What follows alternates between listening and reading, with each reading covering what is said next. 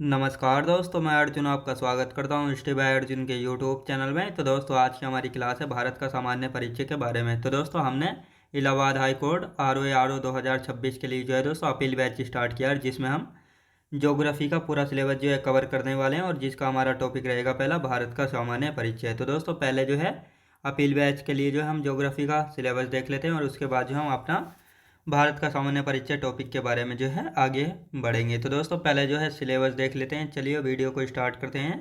तो दोस्तों, यदि सिलेबस की बात की जाए, कौन कौन सा सिलेबस जो है पढ़ने वाले हैं अपील बैच में, तो सिलेबस यानी भारत के भूगोल का कौन कौन से टॉपिक यानी सिलेबस है। तो जैसे भारत एक सामान्य परिचय यानी भारत का एक सामान्य परिचय, आकार एवं भौगोलिक स्थिति, भारत की आकार एवं भौगोलिक स्थिति के बारे में जानेंगे। भारत के पड़ोसी देशों के बारे में जानेंगे। राज्यों एवं केंद्र शासित प्रदेशों की राजधानियों के बारे में। भू आकृतिक प्रदेशों के बारे में जानेंगे। उत्तरी तथा उत्तरी पूर्वी हिमालय के बारे में। ट्रांस या पार हिमालय, वृहद या महान हिमालय, लघु या मध्य हिमालय, शिवालिक या बाह्य हिमालय, इन चारों हिमालयास के बारे में जो है जानेंगे, याद रखेंगे। अब दोस्तों आते हैं पूर्वांचल की पहाड़ियाँ। जो पूर्वांचल के यानी जो पूर्वोत्तर भारत के 7 राज्य हैं, उनमें कौन कौन सी पहाड़ियाँ हैं, उन सभी के बारे में जानेंगे। भारत के प्रमुख दर्रे, कौन कौन से भारत के प्रमुख दर्रे हैं। प्रायद्वीपीय पठार की बात करते हैं। प्रायद्वीपीय पठार, तो दोस्तों प्रायद्वीपीय पठार यानी दक्षिणी भारत का जो है, ये जो है दोस्तों इसी को जो है प्रायद्वीपीय पठार कहा जाता है। किसको? इसी को जो है प्रायद्वीपीय पठार कहा जाता है। यह दक्षिणी भारत भी जो है इसे कहा जाता है, याद रखें दोस्तों। प्रायद्वीपीय पठार के बारे में अच्छे से जानेंगे। पश्चिमी घाट एवं पूर्वी घाट। पूर्वी घाट ये रहा दोस्तों पश्चिमी घाट, ये कौन सा है, ये है पश्चिमी घाट पर्वत। और यदि इसकी बात की जाए तो ये कौन सा है, ये है पूर्वी घाट पर्वत, याद रखें दोस्तों। पूर्वी घाट पर्वत बहुत अच्छे से इनके बारे में जो है जानेंगे जब ये हम चैप्टर्स जो है कवर करेंगे। भारत के द्वीप समूह, भारत के द्वीपों के बारे में जानेंगे। अंडमान एवं निकोबार द्वीप समूह के बारे में, लक्षद्वीप के बारे में और अन्य जो द्वीप हैं यानी अदर्स आइलैंड्स के बारे में। अफवाह तंत्र, अफवाह तंत्र की यदि बात की जाए तो हिमालय का अफवाह तंत्र, सिंधु नदी तंत्र, गंगा नदी तंत्र और ब्रह्मपुत्र नदी तंत्र, इनकी सहायक नदियाँ कौन कौन सी, दाएं हाथ की बाएं हाथ की, इनका उद्गम कहाँ से होता है, तो ये इन सभी के बारे में जो है जानेंगे। अब आते हैं दोस्तों प्रायद्वीपीय अफवाह तंत्र। प्रायद्वीपीय अफवाह तंत्र की यदि बात की जाए तो कुछ नदियाँ ऐसी होती हैं जो कि बंगाल की खाड़ी में अपना जल गिराती हैं और कुछ नदियाँ ऐसी हैं जो कि अरब सागर में अपना जल गिराती हैं। तो दोस्तों अरब सागर और बंगाल की खाड़ी की यदि बात की जाए तो दोस्तों इधर पड़ती है बंगाल की खाड़ी, याद रखें दोस्तों। ये है बंगाल की खाड़ी और ये इधर पड़ती है दोस्तों अरब सागर। इधर क्या पड़ता है, इधर पड़ता है अरब सागर। भारत के प्रमुख जलप्रपात के बारे में जानेंगे। भारत की परियोजनाओं के बारे में। भारत की प्रमुख घाटियाँ यानी भारत की कौन कौन सी प्रमुख घाटियाँ हैं। प्राकृतिक वनस्पतियों के बारे में। मृदा की यदि बात करते हैं तो मृदा का वर्गीकरण जानेंगे। मृदा कितने भागों में बांटा गया है, जैसे जलोढ़ मृदा, लाल मृदा, काली या रेगुर मृदा, लेटेराइट मृदा, पर्वतीय मृदा, शुष्क एवं मरुस्थलीय मृदा, इन सभी के बारे में जो है अच्छे से जानेंगे। अब दोस्तों बात आती है जनजातियों की। जनजातियाँ कौन कौन सी हैं, इन सभी के बारे में। कृषि यानी एग्रीकल्चर के बारे में। खनिज संसाधन, परिवहन, जनसंख्या, उद्योग और जलवायु, इन सभी चैप्टर्स के बारे में जो है भारत के भूगोल में जो है जानेंगे। आप देखेंगे दोस्तों वर्ल्ड ज्योग्राफी यानी विश्व के भूगोल में जो है क्या क्या हम पढ़ने वाले हैं। तो ब्रह्मांड की यदि यानी यूनिवर्स की बात करेंगे। सौरमंडल यानी सोलर सिस्टम, अक्षांश एवं देशांतर, पृथ्वी की गतियाँ, सूर्य ग्रहण एवं चंद्र ग्रहण व ज्वार भाटा के बारे में जानेंगे। पृथ्वी की आंतरिक संरचना एवं चट्टानों के बारे में। महासागर एवं महासागरीय जलधाराएं। महाद्वीप यानी कॉन्टिनेंट, तो जैसा कि आप सभी को पता है वर्तमान में कितने महाद्वीप यानी कॉन्टिनेंट है, 7 हैं। एशिया, अफ्रीका, उत्तर अमेरिका, यूरोप, दक्षिण अमेरिका, अंटार्कटिका और ऑस्ट्रेलिया, याद रखेंगे। वायुमंडल एवं पवनों के बारे में और ज्वालामुखी के बारे में जो है जानेंगे। तो दोस्तों ये था अपील बैच के लिए ज्योग्राफी का सिलेबस। अब इनको एक एक करके जो हम सारे चैप्टर्स को जो है कवर करेंगे अपील बैच में। तो सबसे पहला आता है दोस्तों भारत का सामान्य परिचय। तो दोस्तों यहाँ पे हेडिंग डाल लेते हैं भारत का सामान्य परिचय। भारत का यानी आज का हमारा टॉपिक शुरू होता है भारत का सामान्य परिचय। भारत का सामान्य परिचय की यदि बात करते हैं तो दोस्तों थोड़ा पहले समझ लेते हैं ज्योग्राफी। दोस्तों ज्योग्राफी से मतलब क्या, तो दोस्तों ज्योग्राफी यानी भूगोल जो है दो शब्दों से मिलकर बना है ज्योग्राफी, जिसमें जियो का अर्थ होता है पृथ्वी, और ग्राफी का अर्थ होता है वर्णन करना यानी डिस्क्रिप्शन, यानी पृथ्वी का अध्ययन करना ही जो है दोस्तों क्या कहलाता है, भूगोल यानी ज्योग्राफी जो है कहलाता है। तो इसको लिखेंगे यहाँ पे, हेडिंग डाल लेते हैं ज्योग्राफी यानी भूगोल। ज्योग्राफी यानी भूगोल की यदि बात की जाए तो ये दो शब्दों से मिलकर बना है दोस्तों, जियो और ग्राफी, जिसमें जियो का अर्थ क्या है दोस्तों, जियो का अर्थ है पृथ्वी। क्या है दोस्तों, जियो का अर्थ क्या है, पृथ्वी यानी अर्थ। और यदि वर्णन की बात की जाए तो ये क्या है दोस्तों, इसका अर्थ है वर्णन करना या डिस्क्रिप्शन। याद रखें दोस्तों, वर्णन करना, याद रखें दोस्तों क्या, वर्णन करना। तो यहाँ पर कहा गया है कि भूगोल यानी पृथ्वी का अध्ययन करना या वर्णन करना, ये जो है क्या कहलाता है, भूगोल जो है कहलाता है। तो इसको लिखेंगे पृथ्वी का, पृथ्वी का अध्ययन या वर्णन करना ही भूगोल यानी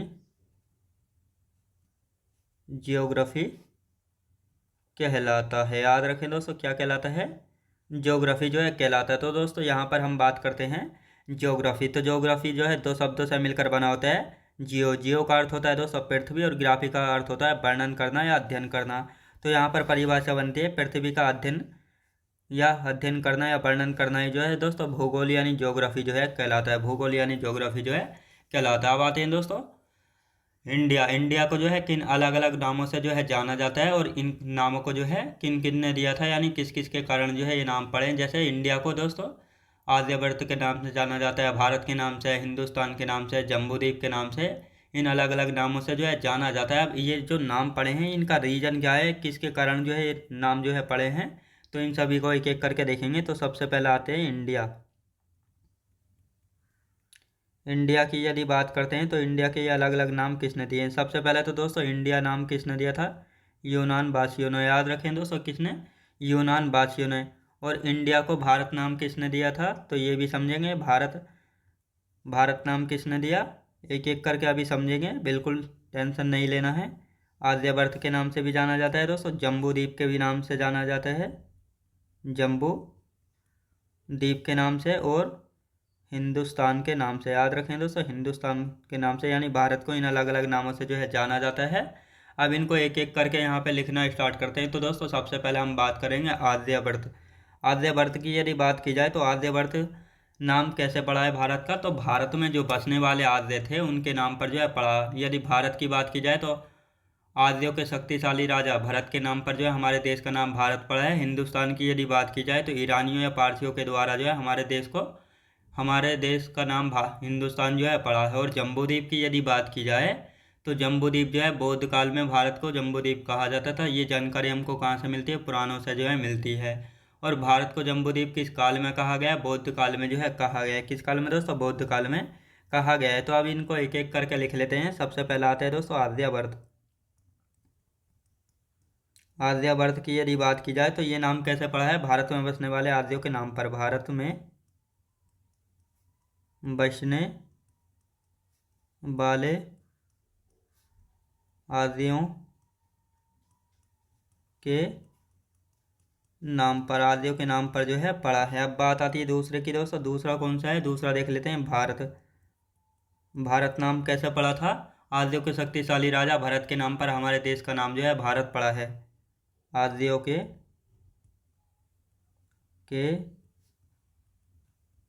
शक्तिशाली, आर्यों के शक्तिशाली राजा भरत के नाम पर हमारे देश का नाम भारत पड़ा है। याद रखें दोस्तों भारत जो है पड़ा है। अब आते हैं दोस्तों हिंदुस्तान। भारत को जो है हिंदुस्तान नाम किसने दिया था, ईरानियों या पारसियों के द्वारा जो है दिया गया है। ईरानियों या पारसियों के द्वारा, ईरानियों या पारसियों के द्वारा। याद रखें दोस्तों ईरानियों या पारसियों के द्वारा जो है हमारे देश का नाम हिंदुस्तान जो है पड़ा था, यानी इन्होंने जो है। अब देखते हैं दोस्तों जम्बू द्वीप। जम्बू द्वीप की यदि बात की जाए तो भारत को जो है जम्बू द्वीप किस काल में कहा गया है? बौद्ध काल में कहा गया है। किस काल में दोस्तों? बौद्ध काल में जो है कहा गया। अब ये जानकारी कहाँ से मिलती है? तो पुराणों से पता लगा है, पुराणों से, कि भारत को जो है बौद्ध काल में किस नाम से जाना जाता था? तो जम्बू द्वीप के नाम से जो है जाना जाता था। किस नाम से जाना जाता था दोस्तों? जम्बू द्वीप के नाम से जो है जाना जाता था। अब यहाँ पे हम लिखेंगे, यहाँ से एक क्वेश्चन बना था ये वाला कि भारत को जम्बू द्वीप किस काल में कहा गया था, तो लिखेंगे भारत को जम्बू द्वीप किस काल में कहा गया? तो किस काल में कहा गया था ये अभी मैंने आपको बताया। ये किस काल में कहा गया था? बौद्ध काल में कहा गया था। किस काल में? बौद्ध काल में जो है भारत को जम्बू द्वीप जो है कहा जाता था। तो ये आपको याद रखना। आप देखते हैं दोस्तों भारत का आकार, भारत का आकार यानी शेप कैसा है? तो कैसा है दोस्तों? चतुष्कोणीय है। राज्य कितने हैं भारत में? 28 राज्य हैं। कितने केंद्र शासित प्रदेश हैं? 8 यूटीज हैं। और यदि क्षेत्रफल की बात की जाए तो भारत का क्षेत्रफल कितना है? 32,87,263 वर्ग किलोमीटर जो है भारत का क्षेत्रफल हो जाता है। और विश्व का जो है कितना प्रतिशत हिस्सा भारत घेरे हुए है? तो 2.4% हिस्सा जो है भारत घेरा हुआ है विश्व का। याद रखेंगे दोस्तों। अब यहाँ पर लिखना स्टार्ट करते हैं दोस्तों। भारत का आकार, भारत का आकार यानी शेप की बात करते हैं तो भारत का आकार कैसा है? चतुष्कोणीय है। याद रखें दोस्तों, चतुष्कोणीय, ये आपको याद रखना है। भारत का आकार जो है यानी भारत का शेप कैसा है? तो चतुष्कोणीय है। कैसा है दोस्तों? चतुष्कोणीय है। और यदि भारत में पूछा जाए राज्यों की संख्या कितनी है वर्तमान में? राज्यों की संख्या है 28 राज्य हैं। कितने दोस्तों? 28 राज्य हैं। और यदि केंद्र शासित प्रदेश या यूटीज की बात की जाए तो कितने केंद्र शासित प्रदेश है? कितने हैं केंद्र शासित प्रदेश? 8 यूटीज हैं। कितने दोस्तों? 8 यूटीज हैं। याद रखें दोस्तों, 8 यूटीज हैं। ये आपको पता होना चाहिए। अब आते हैं दोस्तों क्षेत्रफल। भारत का क्षेत्रफल जो है कितना है? भारत का एरियाज यानी क्षेत्रफल की बात की जाए तो 32,87,263 वर्ग किलोमीटर। याद रखें दोस्तों, यानी जो भारत का क्षेत्रफल है वह कितना है? 32,87,263 वर्ग किलोमीटर जो है क्षेत्रफल है। अब बात आती है विश्व का कितना परसेंट हिस्सा घिरे हुए? विश्व का कितना प्रतिशत हिस्सा, विश्व का जो है कितना प्रतिशत हिस्सा जो है भारत घेरे हुए है? तो ये घेरे हुए कितना दोस्तों? 2.4% हिस्सा जो है भारत घेरे हुए है विश्व का। याद रखेंगे। अब दोस्तों अब आते हैं कर्क रेखा के बारे में। यानी कर्क रेखा किस रेखा के उत्तर में स्थित है? तो इनको जो है लिख लेंगे। फिर गोलार्ध वगैरह के बारे में जो है जानेंगे तो इनको यहाँ पे लिखना स्टार्ट करेंगे। यहाँ पर पूछा जाता है कर्क रेखा कौन सी रेखा के उत्तर में स्थित है? कितने डिग्री अक्षांश पर स्थित है? और भारत के बीचों बीच से जो है कौन सी रेखा गुजरती है? और भारत के दक्षिण में जो है कौन सी रेखा है? तो इन सभी के बारे में जानेंगे। तो ये दोस्तों अब यहाँ पे हम एक मैप बना लेते हैं। यहाँ पे एक मैप ले लेते हैं शेप। तो दोस्तों एक मैप ये आ गया और एक मैप हम इधर ले लेते हैं। तो ये मैप आ गए।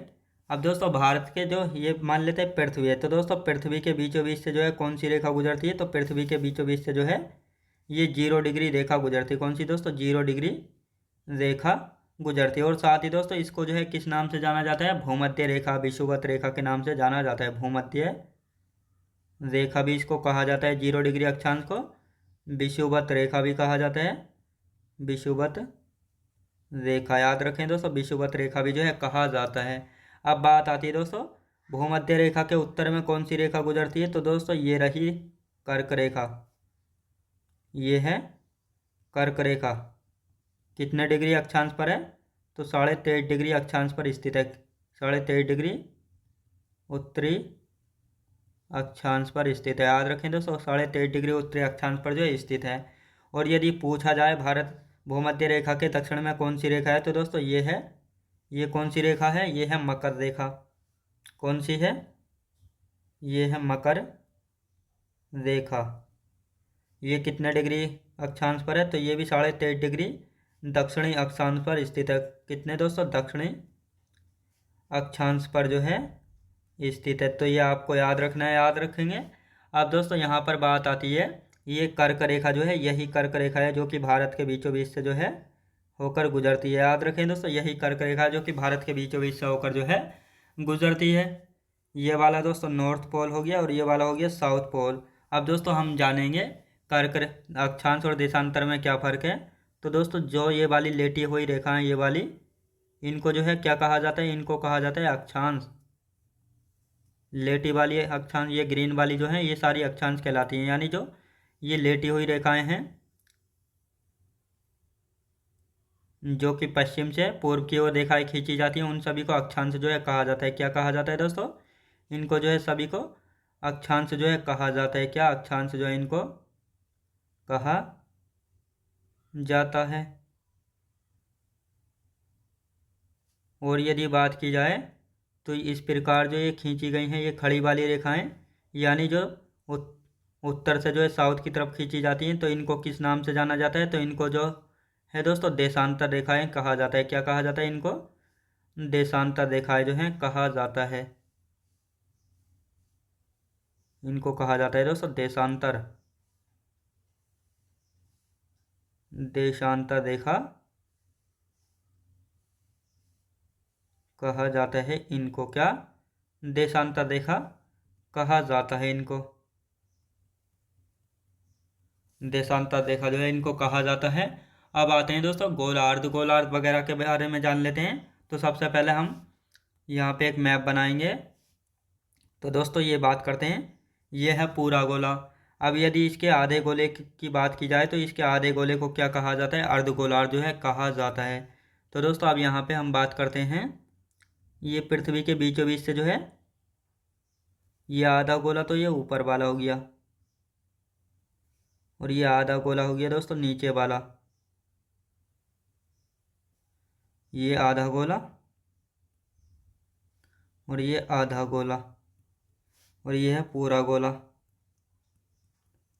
पूरे गोले के आधे गोले को जो है दोस्तों क्या कहा जाता है, गोलार्ध कहा जाता है। क्या, गोलार्ध कहा जाता है। याद रखें दोस्तों, क्या कहा जाता है दोस्तों, गोलार्ध कहा जाता है। ये कौन सा है, ये है उत्तरी गोलार्ध, उत्तरी गोलार्ध। और ये कौन सा है, ये है दक्षिणी गोलार्ध। कौन सा है दोस्तों, ये है दक्षिणी गोलार्ध। अब बात आती है जो ये उत्तरी गोलार्ध है, इसको दोस्तों क्या कहा जाता है, इसको स्थलीय गोलार्ध भी जो है कहा जाता है। क्या, इसको जो है स्थलीय गोलार्ध कहा जाता है। इसको जो है दोस्तों स्थलीय गोलार्ध भी जो है कहा जाता है। अब दोस्तों इसको स्थलीय गोलार्ध क्यों कहा जाता है, क्योंकि दोस्तों यहाँ पर जो है 40% क्या है, स्थल है। क्या है, 40% स्थल है और 60% जो है यहाँ पर जल यानी वाटर है। और यदि दक्षिणी गोलार्ध की बात की जाए तो इसको जो है क्या, इसको जलीय गोलार्ध कहा जाता है। क्या कहा जाता है दोस्तों, जलीय गोलार्ध जो है कहा जाता है। इसको जलीय गोलार्ध जो है क्यों कहा जाता है, क्योंकि यहाँ पर दोस्तों 90 यानी 19% जो है दोस्तों क्या है, 19% जो है यहाँ पे स्थल यानी लैंड है। और यदि बात की जाए तो 81% यहाँ पर क्या है, जल यानी वाटर है। यानी दोस्तों जो ज़मीन का सबसे ज़्यादा भाग है वह उत्तरी गोलार्ध में पड़ता है, तो इसीलिए जो इसको स्थलीय गोलार्ध कहा जाता है, जहाँ पर 40% जो है स्थल है और 60% जो है क्या है, जल है। लेकिन दक्षिणी गोलार्ध की बात की जाए तो यहाँ पर 19% जो है दोस्तों, 19% क्या है, स्थल है, और 81% क्या है, जल यानी वाटर है। तो इसीलिए इसको जलीय गोलार्ध जो है कहा जाता है, दक्षिणी गोलार्ध को। याद रखें दोस्तों दक्षिणी गोलार्ध को। अब यहाँ पे लिख लेते हैं पृथ्वी पर, पृथ्वी पर जो है, पृथ्वी पर स्थल व जल कितना प्रतिशत, पृथ्वी पर स्थल व जल की यदि बात की जाए, पृथ्वी पर जल की यदि बात की जाए या वे स्थल की, तो यहाँ पर हम लिख लेते हैं इन दोनों पॉइंटों को। स्थल कितना परसेंट है दोस्तों, स्थल जो है कितना परसेंट है, स्थल दोस्तों 29% है। याद रखें दोस्तों 29% है। और यदि जल की बात की जाए तो जल कितना है, 71% है। याद रखें दोस्तों 71% जल है और 29% जो है स्थल है। याद रखेंगे। अब यहाँ पर बात आती है गोलार्ध की, गोलार्ध की। अब यहाँ पे हम बात करते हैं गोलार्ध की। तो गोलार्ध क्या होता है, तो पूरे गोले के आधे भाग को क्या कहते हैं, गोलार्ध जो है कहते हैं। पूरे गोले के आधे भाग को क्या कहा जाता है, गोलार्ध जो है कहा जाता है। तो इसको दोस्तों यहाँ पे लिख लेते हैं, गोलार्ध की डेफिनेशन लिख लेते हैं यहाँ पे। गोलार्ध, गोलार्ध क्या होता है? पूरे गोले के आधे गोले को गोलार्ध कहते हैं। याद रखें दोस्तों, गोलार्ध की यदि बात की जाए तो पूरे गोले के आधे गोले को क्या कहा जाता है? गोलार्ध जो है कहा जाता है। अब बात आती है, भारत जो है विश्व का कौन सा बड़ा देश है क्षेत्रफल के मामले में? भारत विश्व का, भारत जो है विश्व का 7वां बड़ा देश है, बड़ा देश है क्षेत्रफल में। याद रखें दोस्तों, एरियाज की बात हो रही है यहाँ पर, काहे की दोस्तों? एरियाज की बात हो रही है, याद रखेंगे। अब देखते हैं भारत जो है किस रेखा के उत्तर में स्थित है, तो लिख लेते हैं इस पॉइंट को भी। भारत किस रेखा के उत्तर में स्थित है? भारत जो है किस रेखा के उत्तर में स्थित है? तो भारत जो है किस रेखा के उत्तर में स्थित है? भूमध्य रेखा के उत्तर में स्थित है, भूमध्य रेखा के। याद रखें दोस्तों, भूमध्य रेखा के उत्तर में जो है स्थित है। अभी मैं आपको इसको मैप बना के जो है दिखाऊंगा कैसे जो है ये भारत जो है भूमध्य रेखा के उत्तर में स्थित है। तो अब बात आती है दोस्तों, भारत किस गोलार्ध में स्थित है? भारत जो है उत्तर पूर्वी गोलार्ध में स्थित है।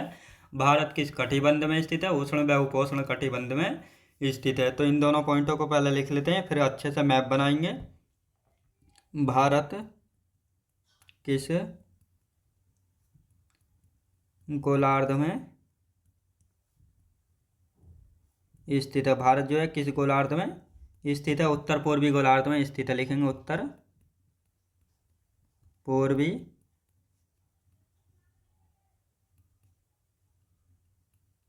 गोलार्ध में। याद रखें दोस्तों, उत्तर पूर्वी गोलार्ध में स्थित है। भारत किस कटिबंध में स्थित है? भारत किस कटिबंध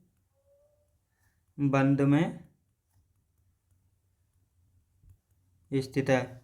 भारत जो है उपोष्ण व उष्ण कटिबंध में स्थित है, उष्ण व उपोष्ण, लिखेंगे उष्ण व उपोष्ण कटिबंध में। याद रखें दोस्तों, उष्ण व उपोष्ण कटिबंध में स्थित है। अब यहाँ पर दोस्तों हम देख लेते हैं कि भारत जो है किस रेखा के उत्तर में स्थित है। तो यहाँ पर हम, और भारत जो है किस गोलार्ध के उत्तर में स्थित है। तो दोस्तों यहाँ पे हमने एक मैप जो है बना लिया है। अब यहाँ पर हम बात करते हैं भारत के बीचों बीच से ये है भूमध्य रेखा। अभी मैंने आपको बताया था भारत के नहीं दोस्तों, पृथ्वी के बीचों बीच से जो है कौन सी रेखा गुजरती है? तो पृथ्वी के बीचों बीच से जो है भूमध्य रेखा जो है गुजरती है। और पृथ्वी भूमध्य रेखा के उत्तर में कौन सी रेखा है? ये है दोस्तों, कौन सी रेखा है? ये है कर्क रेखा, कर्क रेखा। ये कौन सी है दोस्तों? कर्क रेखा।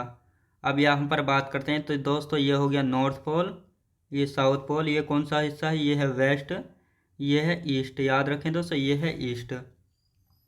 अब यहाँ पर हम भारत की बात करने वाले हैं। तो भारत कहाँ पे पड़ता है? उत्तर पूर्वी गोलार्ध में, हमने बताया था। तो ये रहा दोस्तों भारत की लोकेशन। तो ये है दोस्तों भारत की लोकेशन, यानी ये रहा दोस्तों नॉर्थ यानी उत्तर, और ये रहा पूर्व। तो इस प्रकार जो है भारत किस गोलार्ध में हो गया? तो भारत जो है उत्तर पूर्वी गोलार्ध में। याद रखें दोस्तों, उत्तर पूर्वी गोलार्ध में जो है हो गया, क्योंकि इन दोनों के बीच में पड़ता है। तो भारत जो उत्तर पूर्वी गोलार्ध में हो गया। और भारत किस रेखा के उत्तर में है? तो ये रहा भूमध्य रेखा, तो इसके उत्तर में स्थित है। याद रखें दोस्तों, भारत कहाँ पे स्थित है? भूमध्य रेखा के उत्तर में स्थित है। और भारत के बीचों बीच से कौन सी रेखा होकर गुजरती है? तो भारत के बीचों बीच से होकर जो है कर्क रेखा गुजरती है। तो ये आपको पता होना चाहिए। अब आते हैं दोस्तों, भारत किस कटिबंध में स्थित है। तो यहाँ पे जो है एक मैप बना लेते हैं।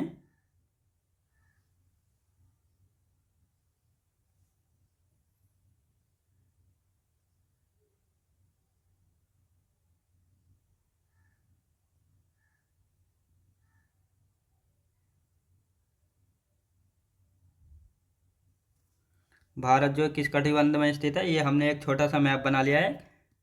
तो दोस्तों यहाँ पर हम बात करते हैं ये कर्क रेखा होकर गुजरती है भारत के बीचों बीच से। ये ऊपर वाला हिस्सा उपोष्ण कटिबंध में आता है, उपोष्ण कटिबंध में। याद रखें दोस्तों, ऊपर वाला हिस्सा कौन सा है, उपोष्ण कटिबंध, और ये नीचे वाला जो है उष्ण कटिबंध। याद रखें दोस्तों, उष्ण कटिबंध। तो इस प्रकार जो है भारत किस कटिबंध में हो जाता है, भारत जो है उपोष्ण कटिबंध में जो है हो जाता है, उष्ण व उपोष्ण कटिबंध में। अब इसका एक बार रिविजन जो है कर लेते हैं ताकि आप सभी को अच्छे से याद हो जाए। तो यहाँ पर बात करते हैं दोस्तों हम, भारत को जो है किन अलग अलग नामों से जाना जाता है। तो आर्यवर्त की यदि बात की जाए तो भारत में बसने वाले आर्यों के नाम पर जो है भारत का नाम आर्यवर्त जो है पड़ा था। अब भारत की यदि बात करते हैं तो आर्यों के शक्तिशाली राजा भरत के नाम पर जो है हमारे देश का नाम जो है भारत पड़ा था। याद रखें दोस्तों, यानी आर्यों के शक्तिशाली राजा भरत के नाम पर हमारे देश का नाम भारत जो है पड़ा था। और हिंदुस्तान की यदि बात की जाए, ईरानियों या पारसियों के द्वारा जो है हमारे देश का नाम जो है हिंदुस्तान पड़ा था। जम्बूद्वीप की यदि बात की जाए तो बौद्ध काल में जो है भारत को जम्बूद्वीप के नाम से जाना जाता था। ये जानकारी हमको पुराणों से जो है मिलती है। और भारत को जम्बूद्वीप किस काल में कहा गया है, तो बौद्ध काल में जो है भारत को जम्बूद्वीप जो है कहा गया है। भारत का आकार यानी भारत के शेप की यदि बात की जाए तो चतुष्कोणीय जो है भारत का शेप यानी आकार है।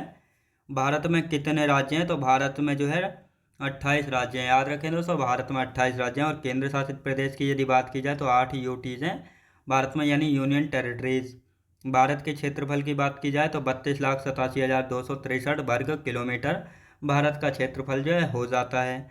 विश्व का कितना प्रतिशत हिस्सा जो है भारत घेरे हुए है, तो 2.4% हिस्सा जो है घेरे हुए विश्व का भारत। याद रखेंगे।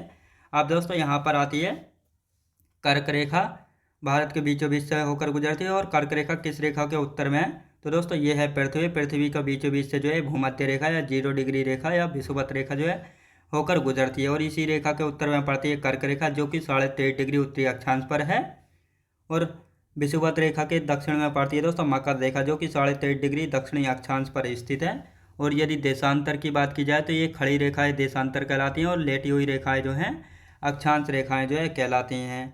अब बात करते हैं दोस्तों, जो ये पृथ्वी का पूरा गोला है तो इसको गोला कहा जाता है। और इसके अर्धगोलार्ध की बात की जाए तो पृथ्वी को जो है 2 भागों में बांट लेते हैं। एक ऊपर का यानी ये नॉर्थ यानी उत्तर का गोला हो गया, और ये हो गया दक्षिण का गोला। तो इसको ऊपर वाले भाग को उत्तरी गोलार्ध कहा जाता है। और साथ ही जो दोस्तों ये उत्तरी गोलार्ध है, इसको जो है स्थलीय गोलार्ध भी जो है कहा जाता है। अब इसको स्थलीय गोलार्ध कहने का क्या मतलब है, क्योंकि स्थलीय गोलार्ध में 40% स्थल यानी ज़मीन है और 60% जो है जल है, इसीलिए इसको उत्तरी गोलार्ध को दोस्तों स्थलीय गोलार्ध जो है कहा जाता है। अब आते हैं दक्षिणी गोलार्ध। दक्षिणी गोलार्ध को जो है जलीय गोलार्ध कहा जाता है।